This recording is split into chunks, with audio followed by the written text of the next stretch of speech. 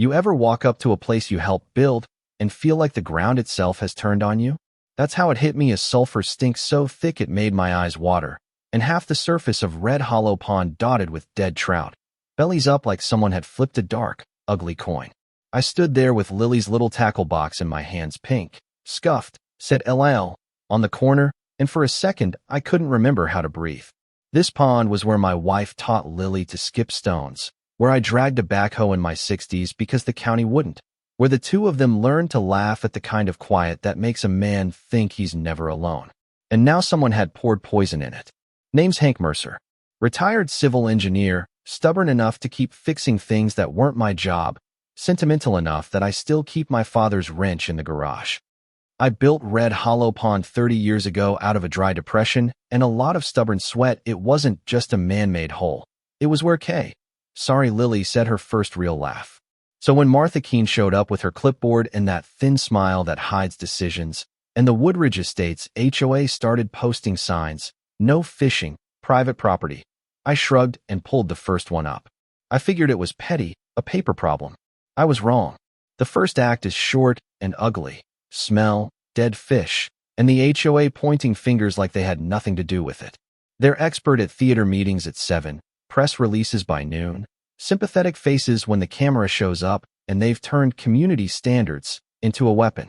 Martha makes a point of reading rules into a microphone, like those rules are scripture and I'm the heretic for questioning them.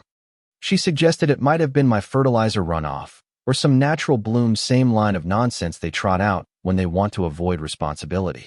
But my gut and the samples we ran off the edge of that dock said otherwise.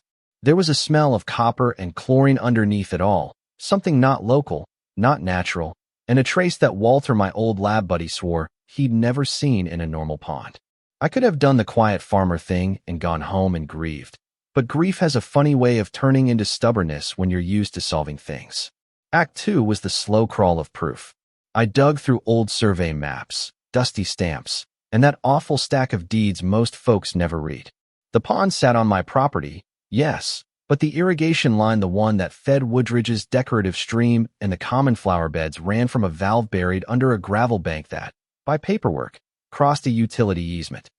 There was a clause in an ancient agreement, technical as a surgeon's note, that said the shared water system reverted to the landowner if significant environmental compromise occurred. The clause was tucked in like a spare key. It smelled like protection if you knew where to look. We set up cameras. I know it sounds like a thriller line, but when nothing else listens, a lens will. Night after night, the trail cam picked up heat-streaked headlights and a landscaping truck that, according to invoices, belonged to a contractor hired by Woodridge. On the 5th night, a handheld silhouette stooped near the irrigation head with a jug and a flashlight, and the jug had the same label as the residue Walter found on the trout. It wasn't generic pond cleaner. It was a restricted-use algicide, sold to commercial outfits for aggressive clearing, and it left a chemical fingerprint that tied it back to a certain manufacturer and, through a purchase order, to Woodridge's landscaping account. When you bring a smoking gun into polite company, two things happen. The polite lie louder, or the rot shows itself. Martha chose the former. She called an emergency HOA meeting and framed it like she was doing me a favor, giving me a platform. I took the platform and pulled up the maps on the projector, old grid lines, the easement paragraph highlighted in mustard yellow, the lab report with Walter's neat scrawl, and then the grainy, guilty footage. For 30 seconds, the room had the sound of static and breathing. Then I played the clip where the landscaper, sweating under an LED lamp, tipped the jug into a grate. "You have no right to come here and accuse us," Martha said, voice shaking thin, like someone had pushed her into a role she'd outgrown. She'd thought she could bully the narrative, bury it under bylaws and fundraising emails. I told her, quietly, that I had copies of her purchase orders and the landscaping contract. I told her I had the chemist's report linking the algicide to the kill.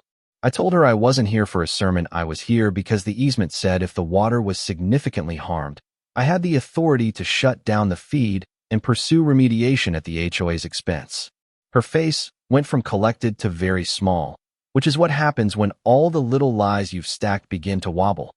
That's when the cinematic stuff starts. Me walking across a hallway, opening a valve with a wrench that felt heavier than it should, the camera on my phone catching the hiss as water pressure dropped, the water line to Woodridge going quiet.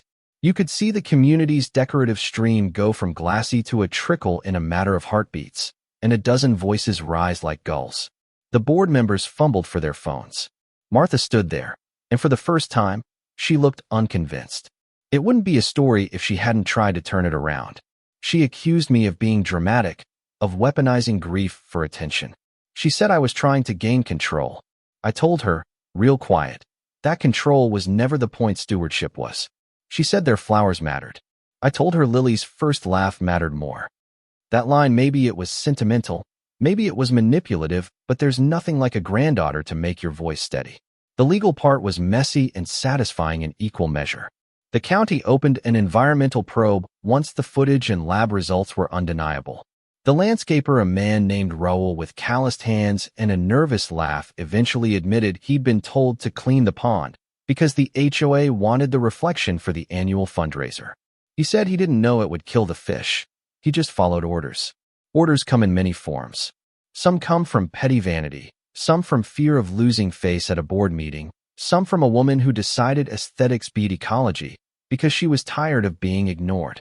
We forced the remediation a full flush, a dredge, and a restock paid by the HOA. They had to issue a public apology. They had to resign a half-dozen board members.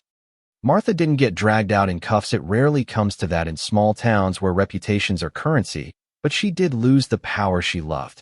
The better outcome, at least to me, was that the community had to reckon with what they'd let slide, a committee that had scripted itself as the moral authority, when really it had eaten its power like a rot. Act 3 is the quiet one, and I like quiet.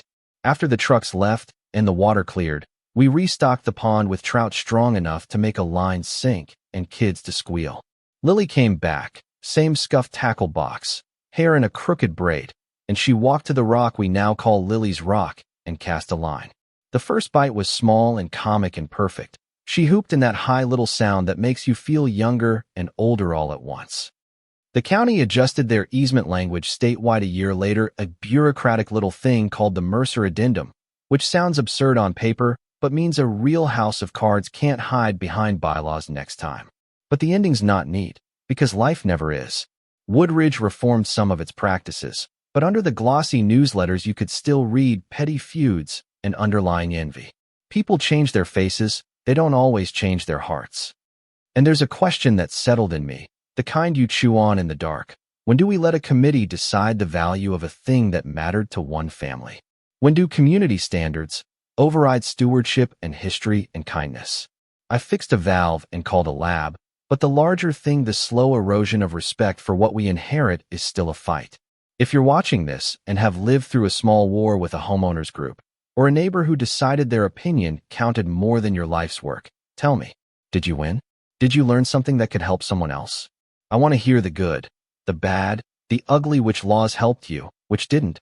What surprised you when the paperwork finally showed its face? Drop a comment, tell your story, and if you like this one, hit subscribe so we can keep digging up the messy parts of community life together, because somebody has to tell the truth when the water goes bad.